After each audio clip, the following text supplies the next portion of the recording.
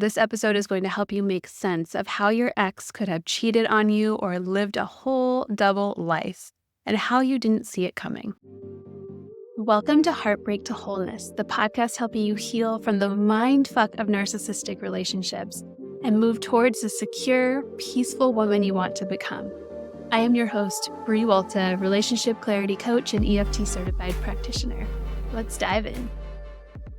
Making sense of and healing from betrayal can be one of the biggest mindfucks of them all when we are unpacking and untangling the narcissistic relationship experience.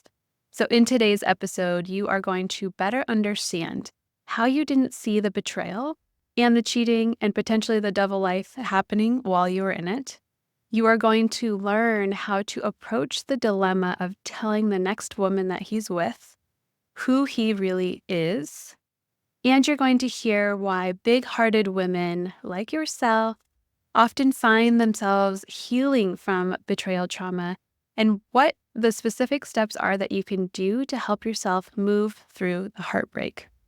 I'm talking today with Lizzie and Deana, two women who happen to have been married to the same man, who they have named Rex, our ex, and they classify him as a toxic, cheating, abusive narcissist.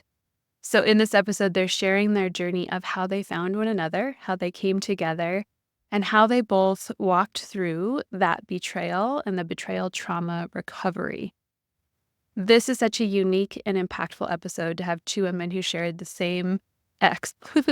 And they have so much wisdom to share. You guys are going to love, love, love this episode, especially if you have been cheated on or betrayed in some way that has left you with all of these questions and no answers. And be sure to stick around to the end of the episode where I will pull an oracle card that will give you a specific message that you can sit with and hold on to this week in your healing. All right, Deana and Lizzie, welcome to the podcast. Thank you for having us. Yeah, thank you so much for having us, Brie. We're excited to be here. So excited. This topic, it's like weird to say I'm excited about talking about betrayal trauma, but you guys have such a unique story, and highlighting this type of trauma I think is really important for women who have been cheated on.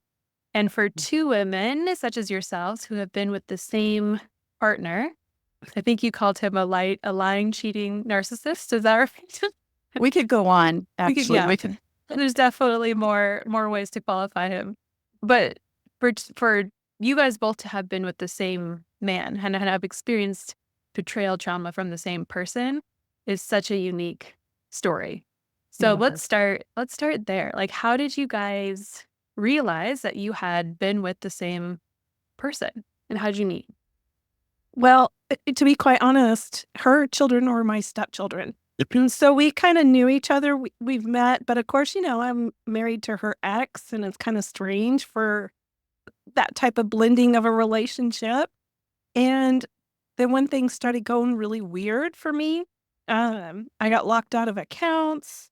He was disappearing, just at strange times. There was no money. I mean, it was just a plethora of stuff that was going on. And finally, I got to the breaking point. I couldn't take it anymore without answers. It didn't mean that I was saying it was over at this point. I just knew something was wrong. So I packed my stuff and I left. And it got really bad there for a bit. He was starting to bring up the terms like suicide and things like that.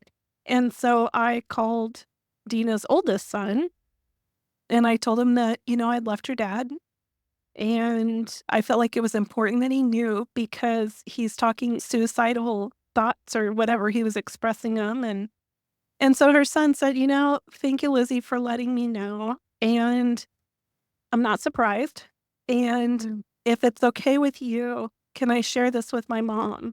Because she experienced this off and on for 26 years and she understands. And I was like, sure, why not? I mean, the times that Deana and I would have quick conversations are like, hey, how's it going? Nice dress. It wasn't like we did the side eye with each other. So I was like, yeah, sure, why not? And at that point, I was kind of feeling very alone, very scared because I didn't know what was going on. I was living in a different state, so I didn't really have family. I was flat broke.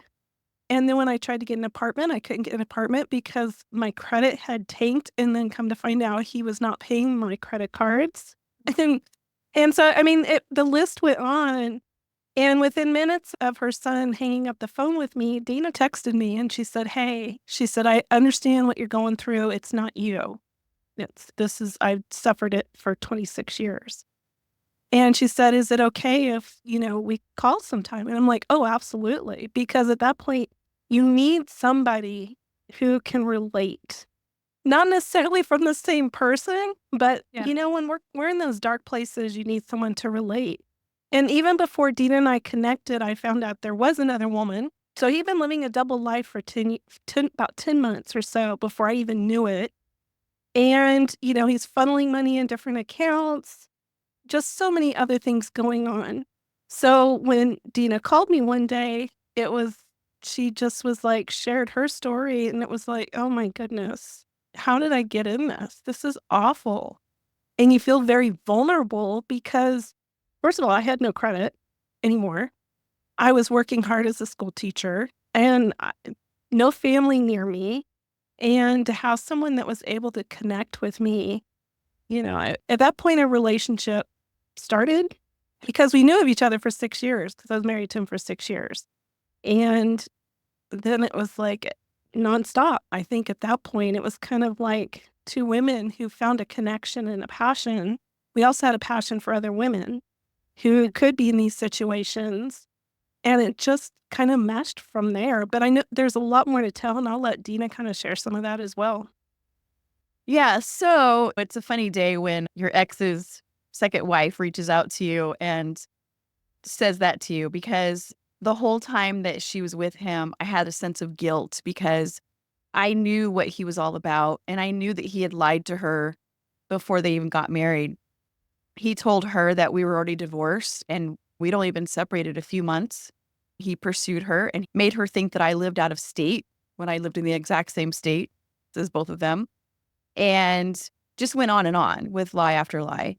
Even our kids, who were mostly grown by that point, they knew what he had done throughout the relationship. They knew why, because I had to tell them the truth as to why we were divorcing, because I knew he would turn around and pitch it back on me to try to get the kids' loyalty. And at that point, I'm like, I don't want to tell them the whole story about their dad, but I already know he's going to go ahead and try to isolate the children. And I'm not doing that. So, having that sense of, should you tell this person that's about to enter this relationship? And even my oldest daughter said, "Mom, you have to tell her," because Dad uninvited us from his wedding in order that we would not say anything to her, and then acted like we just didn't want to come. And I told her, I said, "Listen, sweetheart, I'm pretty sure that, this new person in his life is just going to think I'm the crazy ex and not listen to me. And I think that'll be more isolating. This woman's going to be your stepmom. And, I don't want her to come out right off the top thinking I'm crazy." So I made the choice not to, but I always wondered if that was the right choice. So when she reached out that day, it was such a relief because I got to tell her everything. I mean, I told her everything, and there was a lot of that to tell. So it was a good day. Lizzie is a wonderful person, and she didn't even question what I had to say. We bonded over it completely, and we were able to really grieve together because I think it opened her eyes in a lot of ways of things she kept feeling and seeing, but some things sometimes are not big enough or obvious enough where you can point your finger to it. Yeah. So it was a good thing. Yeah. I'm so glad you brought up the questioning on if you should reach out or if that was the right decision, because I have so many clients who are now watching their ex go through the love bomb phase with the new woman. And they're like, should I warn her? Should I get into their business? Or am I going to come off as the crazy ex? Is that going to push her closer to him? And it's such a hard question to answer. Do you have any advice for women who are in that position who are listening? I see Lizzie lighting up. Go ahead, Lizzie. Well, the only reason why I'm lighting up is because in this journey, right after I got divorced, like literally 5 days after the divorce was final, I was able to go in the house and get the items that I wanted that I had put in my divorce decree. I found these cards on the ground. And I thought they were mine because it looked like my writing. So I thought it was something I gave him. So I picked them up, I opened them up, and it was from another woman.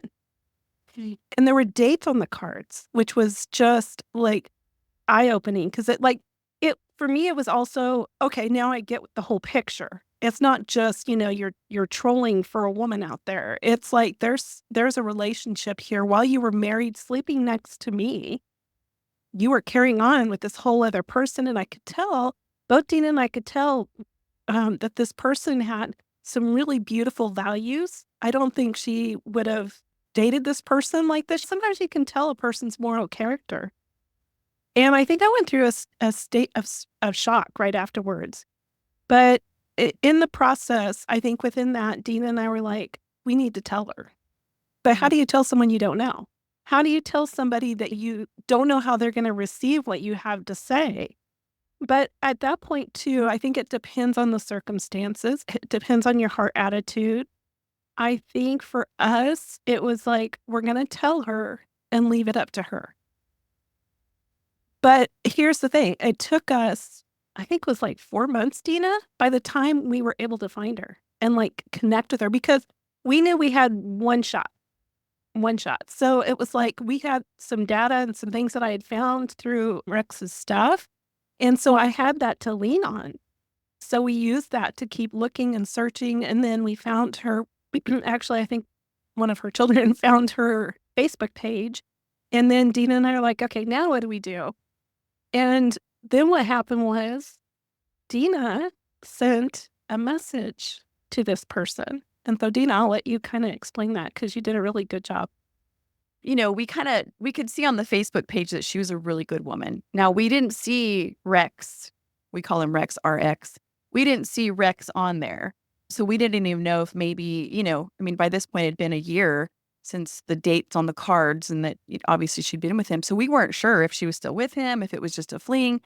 But we tried in vain to get a hold of her or anybody that might respond that knew her, and nothing was happening. So I just simply left a Facebook Messenger message, but we weren't friends, so I wasn't sure where it would go. And that took another month or 6 weeks. And then all of a sudden I get a phone call.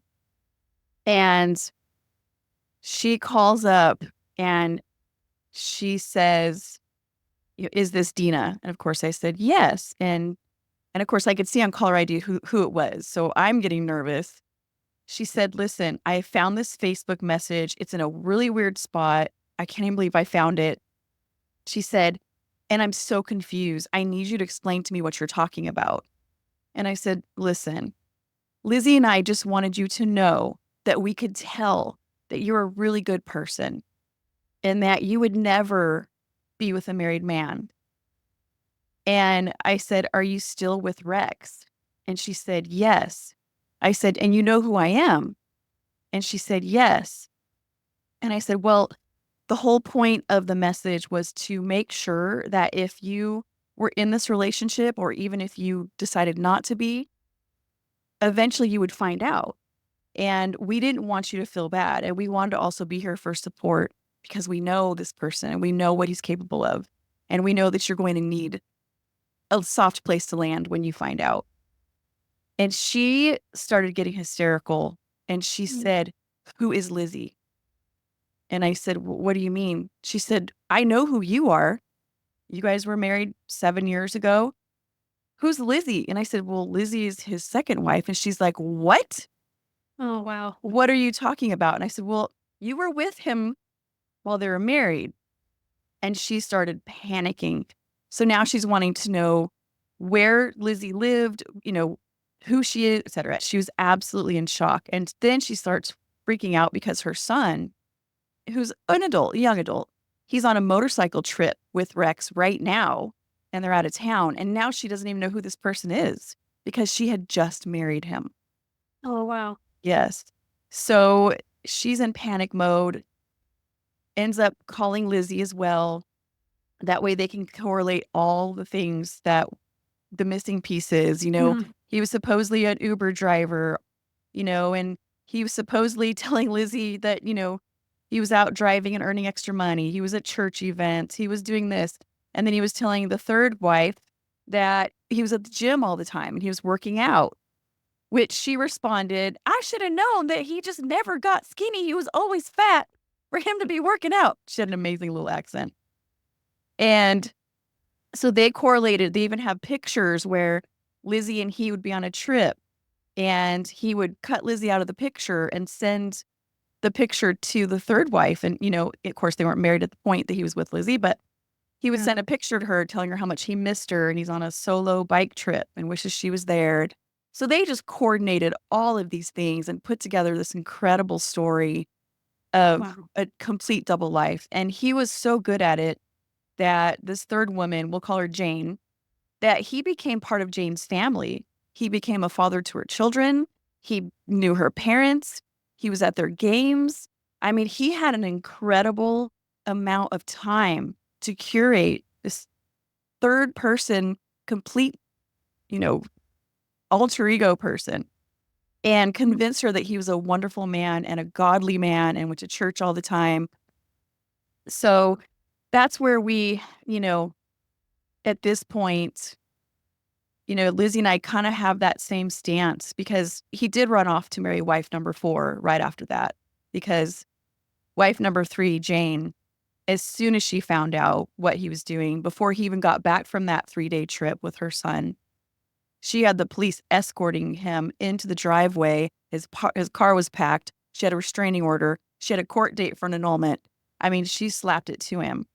Wow. And he immediately ran to where his sisters lived, another state, and married another woman as soon as they were divorced. So our opinion is we would want someone to know.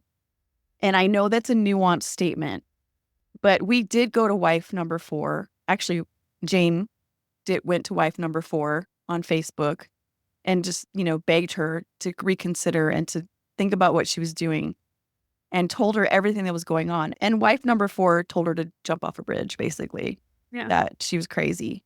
Didn't believe it. But 2 years later, wife number 4, we'll call her Sally, wife number 4 reaches out and apologizes to us and said, I can't believe it. She said he's talking to 27 different women. I found that on his phone. 27 What? women. How do you have the time? Like, I cannot even comprehend dating multiple people at one time, no less like creating entire lives with multiple women at one time. That is like beyond my comprehension. Well, Same. and he would not call us by our name. Like the whole time we were married, I was rarely called by my name. It was Sweetie. I was always Sweetie. And to this day, I think if I ever date and they call me Sweetie, I'd be like, you're and I thought it was really special those rare times that he did call my name. Well, now it makes sense because he couldn't remember names. He was afraid of saying the wrong name because then he would get caught. And yeah, I mean, the betrayal was really deep. So, I think if you feel like you're someone that wants to tell somebody, you have to realize that there could be repercussions. But no matter what, you put enough of a whisper in their ear that maybe they will be aware and they'll start seeing signs that maybe they'll go, wow, and then either not make the mistake of being married or after a time of being married, go get themselves out of there as quickly as possible. That's really bad. And, I also like to talk to the people if you are dating and someone reaches out to you and says, hey, I just want to let you know. Don't be quick to turn them off because also it has to be the person that shares the information, but the person that receives it needs to have something of an open heart and mind because a lot of times women that have been healing from one toxic relationship, we know the statistics. Most likely they'll go into another one. So maybe if you are in that type of relationship, someone says something to you about this person, there might be some validity to it. Doesn't mean you have to cut it off, but proceed with caution. Yeah, I love that way of reframing it where it's kind of like, so what if they think you're crazy, right? You're at least planting a seed that maybe will help them see a red flag sooner, or maybe will help validate a red flag they have already seen that they're not really letting you know that they've seen yet. Or maybe they do think you're totally crazy and it's not landing right now, but it will land at some point in the future. And so to be less scared of what they'll think about you and come from a place, to your point, Deana, with like, you look like a woman who would not want to be with a married man. Like, I can tell your values. You throw in some compliments, throw in some like some of your personality and some of your values into that message so that it can be better received. I think that's really important. I 100% agree. It is a lot in how we deliver it. A lot of times when we have a lot of that pent up emotion, when we talk to somebody else about that person, that emotion comes out, not Yeah. necessarily the words you're saying. Yeah. And the layers of betrayal that you spoke to, Lizzie, of like how deep this goes, how hard it is to find out that your person that you thought was your person that you were sleeping next to has actually been leading some amount of double life. How was that healing process for you? Like, where did you even start in trying to unpack that? That's a good question. That had such deep pain. The journey of my healing took a very long time, and it was in spurts. Like we know in healing we're doing well. We've started working through something, and then something triggers it. I liked how my I think my therapist put it, because I think part of my betrayal was there was some good stuff there. There was some great memories. You have a hard time separating that betrayal and, like, is everything awful? Was the whole marriage awful? And that was really my first step of the healing process of getting to that point where I can still embrace the good and not say all of it was his double life. And because that really, I think, could take a longer time to heal. And it happened also, some of my healing process happened during COVID.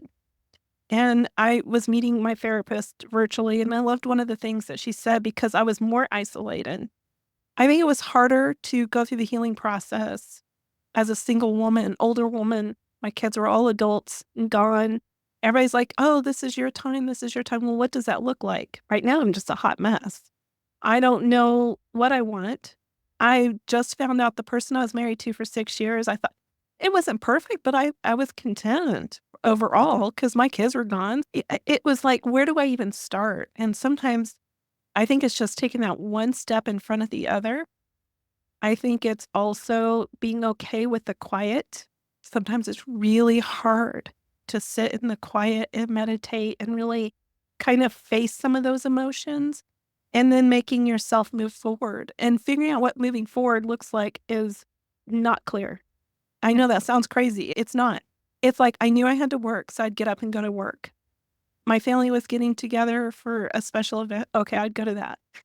But, it's like, what does your reinvention look like? You can't even think of that until you go through the healing process. And I think it's just, you just keep journeying through. I think finding that good support. I had great support system. I knew at the end of the day, people loved me. So I think it's really important to start there, like making sure that you're surrounded by people that love you, even though you, you're not going to hang out with them all the time. It's that peace knowing that someone's there at the end of the day, emotionally. Yeah. Yeah. And that the duality of those emotions is something so important that you touched on, where it's like we can not have to like write off the whole relationship as terrible. Because I think sometimes when our brain takes us back into the nostalgia place, we like start to judge ourselves and we're like, why am I missing him while I'm also understanding what he did to me? In my experience, through my healing, I was having a really hard time holding that duality. And part of the post-separation abuse that I experienced was my ex actually sending me all of the pictures of him with other women, with dates and with haircuts that I knew happened at the time that we were together. And so he was intentionally causing harm, just causing distress by doing that.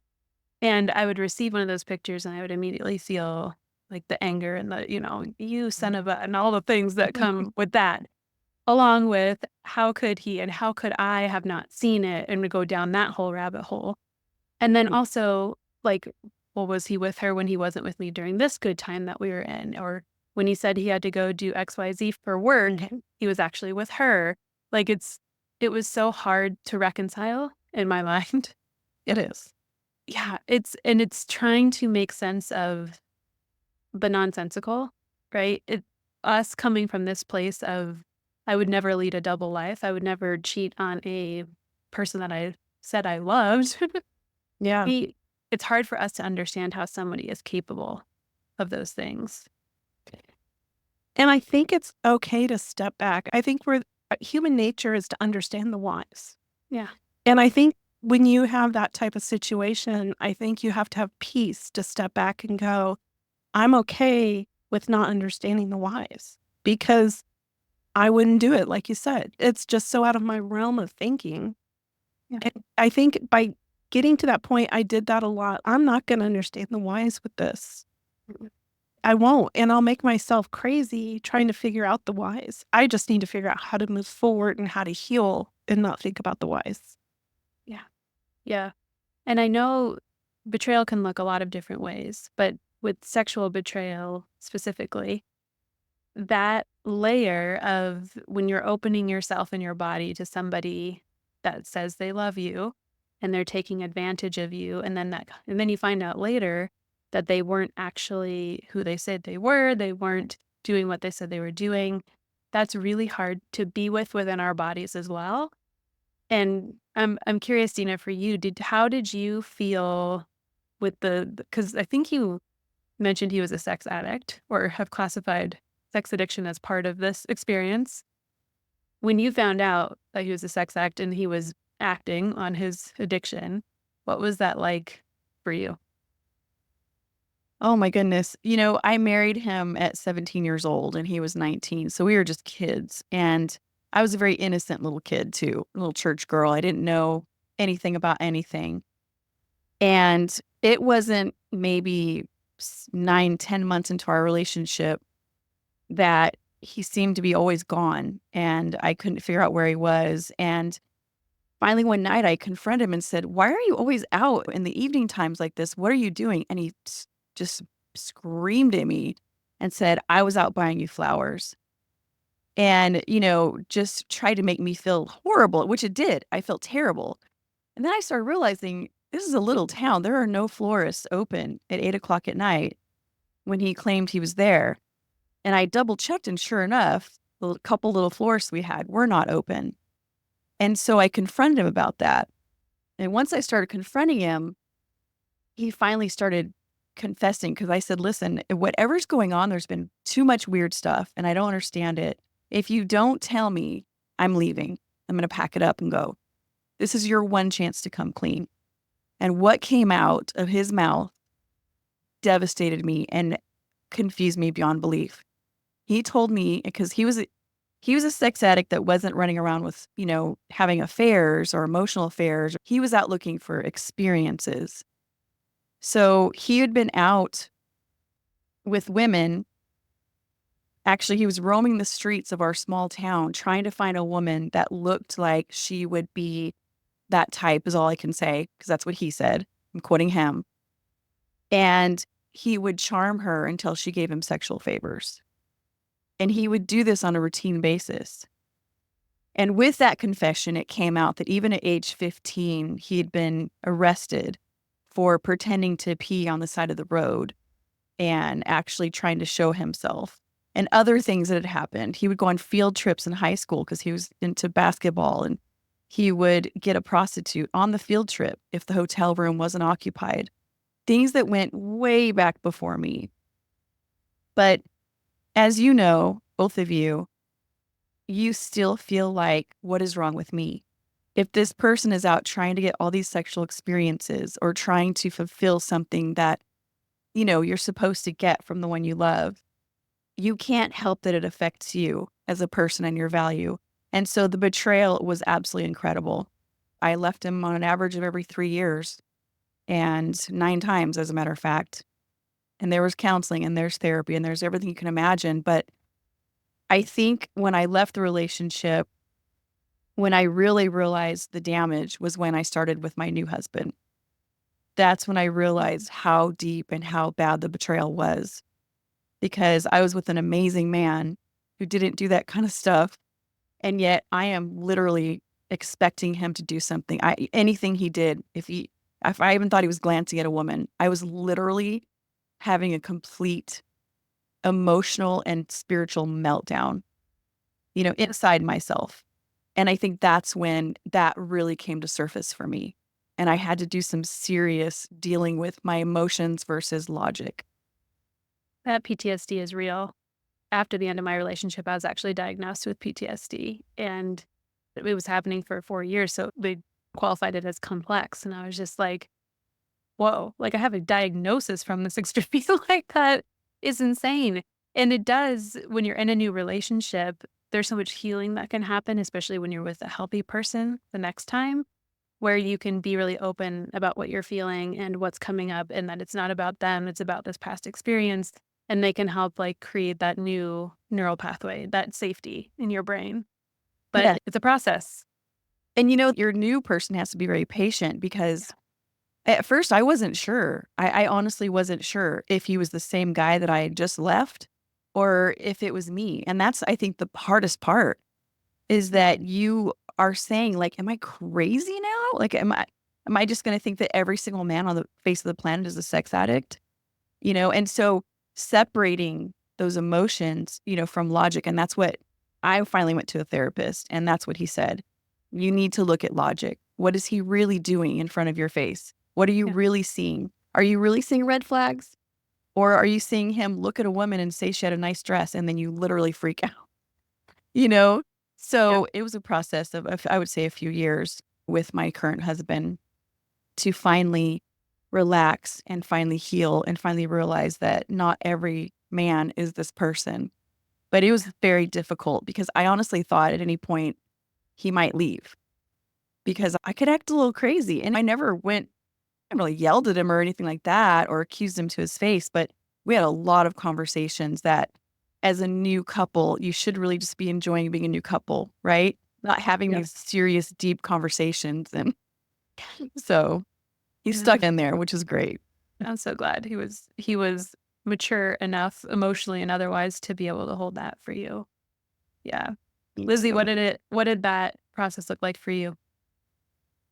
Well, I think at that point I was like, sexual addiction was new. Like, I never even thought of it. Never I knew people dealt with sexual addictions, but it just put it in a different spotlight in my own personal life. And, of course, it adds to that betrayal.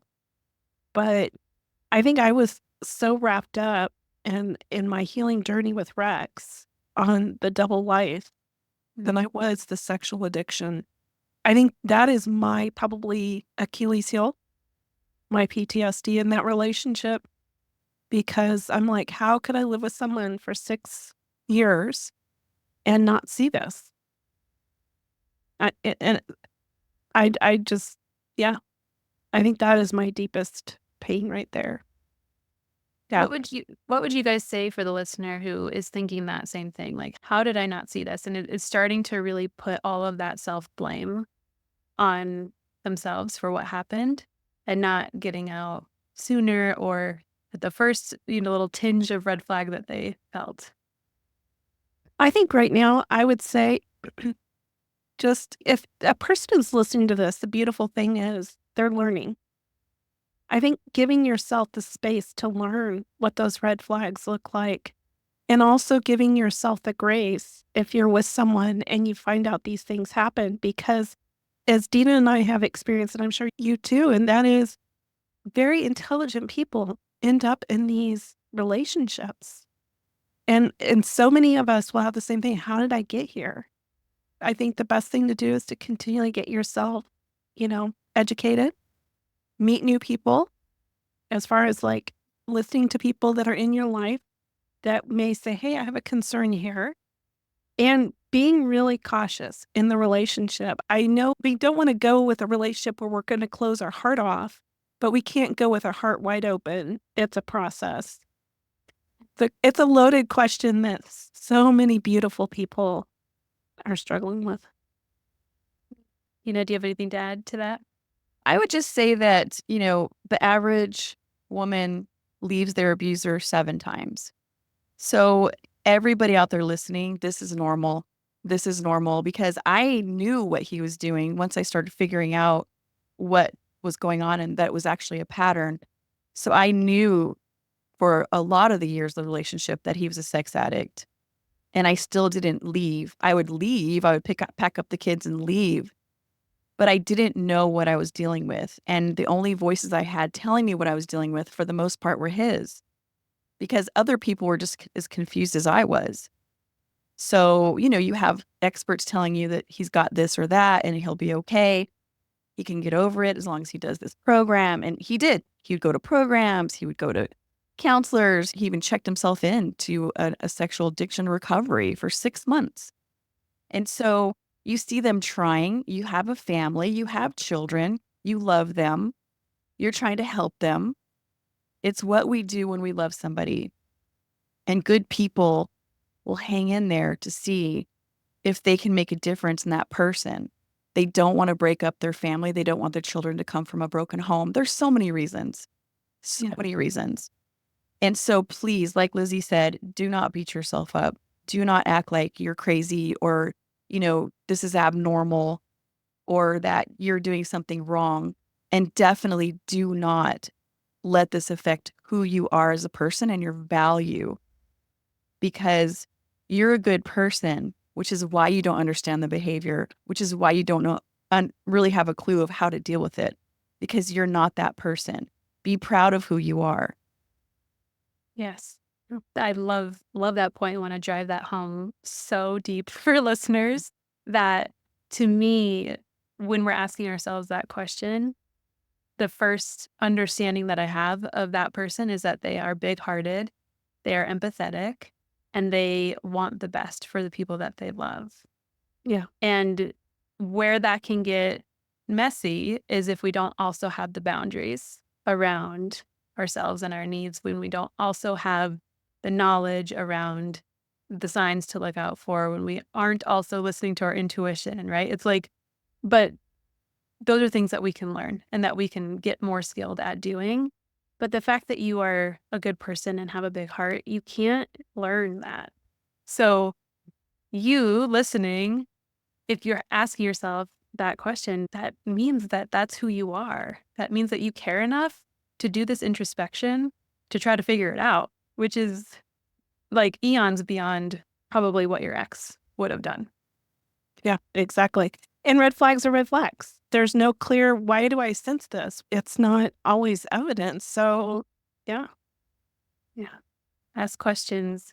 To your point, Deana, like start challenging, start saying like, this doesn't make sense. This isn't adding up. And when they give an answer, does that make sense? Does that add up? I had that experience too in the relationship where he was disappearing at night and just wouldn't come home sometimes. And I was like, enough. You can't just not show up anymore. You just can't do this, because I would wake up thinking he was going to be home at midnight. I would wake up at 2:00 in a full panic calling hospitals. Like, that's the level of distress that I was in around, is he okay? What's going on? And it wasn't until I hit that point and got I don't even know if it was confidence at that point, but I was fed up enough to be like, this is bullshit. I can't take this anxiety anymore. It was too much. And then some truth came out. And then there was also like padding around that and ways that he got me to sort of feel bad for him, right? But it was like paying attention to what they're saying as the truth, instead of getting wrapped into their sorries around why they did what they did. Yeah, because they'll paint themselves as the victim. My ex said that, came to me one day sobbing and said that he's doing this because he was molested in a horrible way as a young man, actually a little boy. And he told this whole story. And later, when we were separating, he's like, I just made that up. That didn't happen. And I why? Why? And he said, because I just needed a reason. I just needed a reason to tell you. And it's like everything he would use, it would become the new manipulative tactic. He learned that being honest and coming out with it and being forthright, not while he was doing it or before he wanted to do it, but after he got caught, if he confessed and admitted it and sobbed and cried and cried and cried, then that's what pulled me back. Because I thought, okay, it's out there. We can deal with it. We know what's going on, So it was like the first manipulative tactic was I'm going to lie and, gaslight you. And then when that didn't work and I left for a long time, then he switched tactics. And then he went to another tactic of going to a counselor, and counselor, was teaching him how to treat me as his wife and to understand my feelings and to nurture my, my soul basically. And he started treating me amazing in every other way. But again, he just learned to manipulate, which is why it was so easy for him to be such a wonderful, charming, amazing guy to Lizzie and to the next woman and to the next woman. He learned from almost a year, with this very specialized therapist, how to treat and nurture a woman's heart and soul so that you're not so harsh. But it added to the game. So it's just crazy on crazy. And let's not forget that these types of men are very skilled manipulators. Like, to your point, they study how to manipulate women. They study women's psychology. They study us. And so also giving yourself some grace that you are working with a chess master here and you have just learned how to play the game. So a lot of grace, a lot of compassion. Well, and they immerse themselves into your life to the point they emulate it. Oh, thank you, ladies, for being willing to share the very unique story that you have. It's so cool to be around other people that have been through the similar experiences, but I can't imagine how healing it was to be having had the same exact person that you got to connect on and share, like, oh, he did this with me. He did this with me too. Like, there's so many moments I could imagine that were just like eye-opening for the two of you. I will tell you, and I know you probably know this too, but I think the most validating time is when the person goes on to another woman and that woman's like, I don't think so. Because, I swear, I think all of us women, honestly, way down deep in your heart somewhere, you kind of wonder. You don't wonder if they had this problem. They had this problem. But maybe if you invested a lot of time in them, you wonder if they could have gotten better. Or was it you that were bringing this out, and someone else maybe could have handled it or steered them another direction. And you just wonder deep down inside. And then when you see that they're the exact same person, it is incredibly freeing and validating that you weren't, doing something wrong. And it's a big healing moment right there. I cannot wait for the day that some woman is listening to this podcast and puts together, I don't know how, but puts together who my ex was and reaches out and is like, well, I went through it too. I think that would be such a cool, again, cool is not the greatest word to use there, but that would be such I like cool. Just use cool. I really think it'd be cool. I really do. It bonds you in a way that you just can't bond with anybody else. But it is just, again, the validation is incredible. But, if you don't ever get that moment, you have to just validate yourself and keep remembering the facts, because the further you get away from this person, it's easy to think, oh, we had these moments, and you look at pictures and and you have to be very aware and remember what you really went through and try not to sugarcoat it. Yeah. And for the woman listening to know also that the goal is to be with somebody who you aren't always waiting for to become the person that you want to be with. The goal is to find a person that you love and respect and are aligned with now, not who they are going to become when they do X, Y, or Z. So counting, what's the saying? Like counting your blessings for getting out of a situation where you were perpetually hanging on and freeing yourself to then find somebody that is already also a good person, is already like also there. Yes. That's so well said, Brie. That is so well said. That's exactly right. You want that person to just be the person, just like you, who's not hiding anything. They are what they are. You're not perfect. You're human, but you don't destroy each other. There can be real, true love there, and it can have a foundation to grow and stay and remain. And then you bring a family into it. and it's a healthy, stable environment. We're all constantly making little repairs on ourselves. We don't want to be with somebody who's in full destruction mode and is trying to rebuild themselves. That's a much different experience, especially if they're not trying to rebuild. And if it's you that's wanting them to rebuild. Yeah, exactly. Well, to end these episodes, I always pull an oracle card for the listeners. Are you guys familiar with oracle cards? No. No. Okay, awesome. So there's a deck here that I'll shuffle. I'll have you guys close your eyes. And together, the three of us are just going to think about that woman listening, all of the women listening, what they need to know, what they need to hear. And there it is. These cards just come flying out. That's how I pick them. So you can open your eyes. We got 4 a.m. And it looks like a picture of like a forest with a red door or a cave somewhere in the distance. So I'll find it in the book here and then I will read you the message. Okay. 4 a.m., a place of fear, uncertainty, shivers, and loneliness. The darkest time before dawn. 4 a.m. is a place where predators lurk, protected in black night air. A place for waiting for dawn to come. For light to peek over the horizon and a new day to begin. Although this dark hour feels endless at times, 4 a.m. brings a message of hope. Be still. Stay warm. Solitude is not always loneliness. Blessings abound in the quiet dark of the morning witching hour. Find your center and honor your instinct. Ignore the howls outside. They are not meant for you. Allow your dreams to rise up from this place of deep creativity and longing.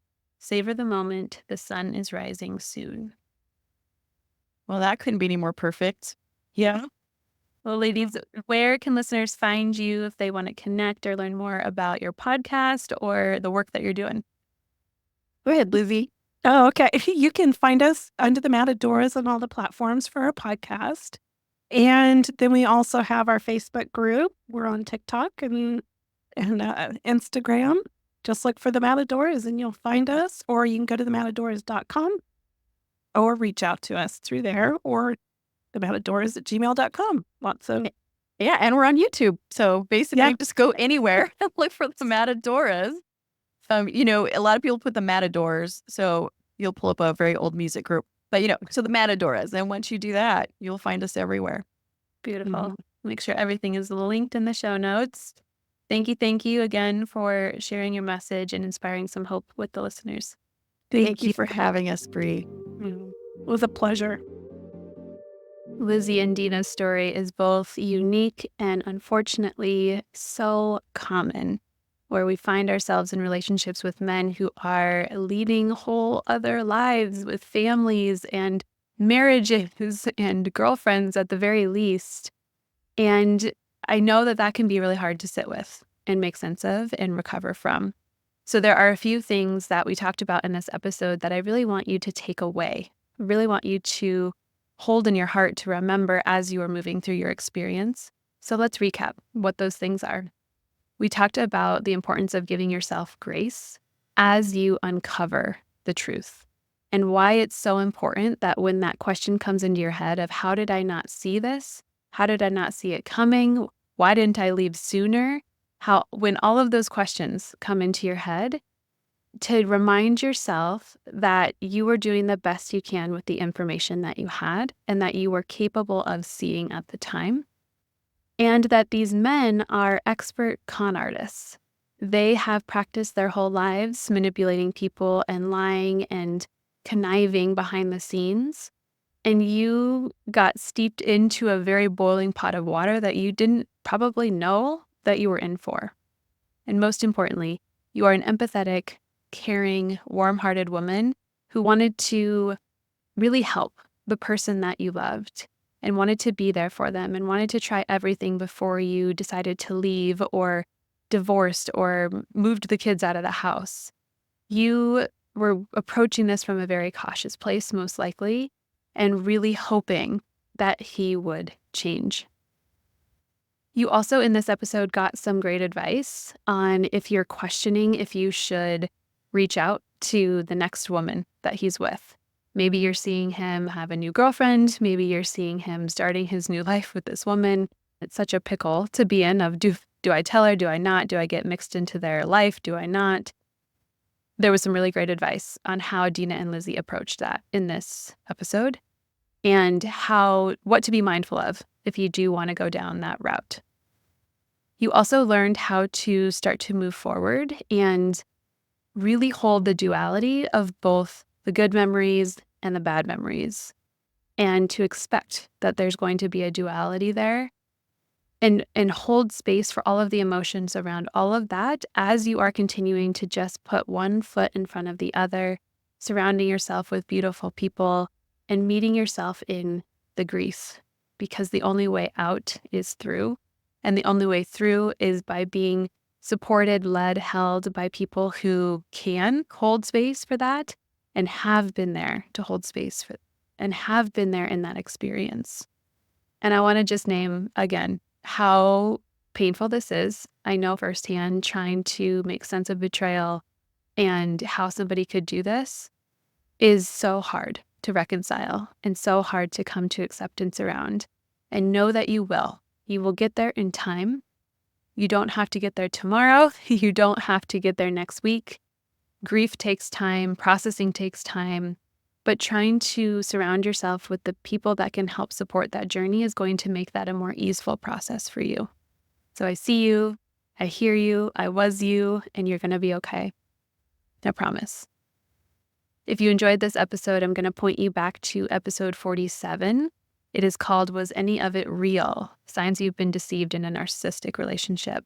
That's another interview that I do with a beautiful woman named Hillary Buckwalter Wild. It's one of our fan favorite episodes here on the Heartbreak to Wholeness podcast. And she talks about the pain of being deceived, which of course is part of betrayal trauma. So I think that will really resonate with you as you continue to just pad yourself with resources and experiences of other women as you are sitting with all of this information. As always, this podcast is for you. You're not alone, and I will see you in the next episode.